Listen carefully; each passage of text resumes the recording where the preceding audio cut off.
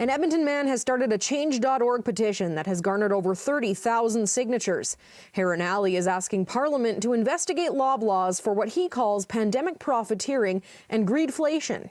It's calling for the government to look into potentially breaking up these monopolies to ensure that basically to allow natural competition to happen. It's about ensuring that Canadians are protected through regulations. And I feel like Parliament is best to conduct a study in this. However, University of Concordia economics professor Moshe Lander says there is no profiteering or greedflation. It's simply the way the economy works. It's easy to complain when prices are rising that somebody needs to be held responsible for this, and to view this cynically, or to view this that there's some sort of conspiracy. It's none of those things. So, if the government wants to investigate it to keep people happy, they can.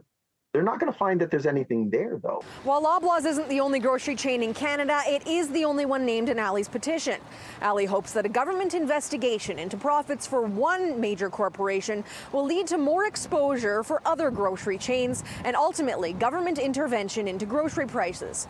However, in December of 2022, Loblaws executives stated that their margins have not increased. Rather, it's inflation driving prices. Let's say that I buy a product as Loblaws from a supplier, and it costs me $1. And my policy at Loblaws is to mark up my products 100%. So when I have to pay my supplier $1, I sell it to my customers for $2.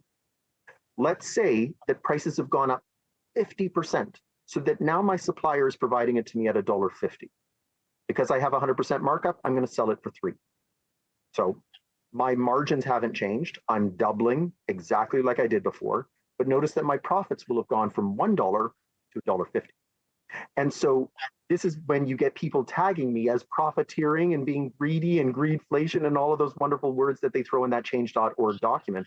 But the reality is I'm not doing anything different than I have in the past. Lander says that while he agrees that inflation at the grocery store is a problem, he offers a light at the end of a seemingly endless tunnel.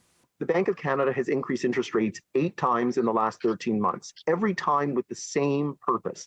It's to bring inflation down by the end of this year, early next year, to where it was for the last 30 years. So the fact is that you just need to find a way to hang in there for 12 months. In Edmonton, Bianca Millions, City News.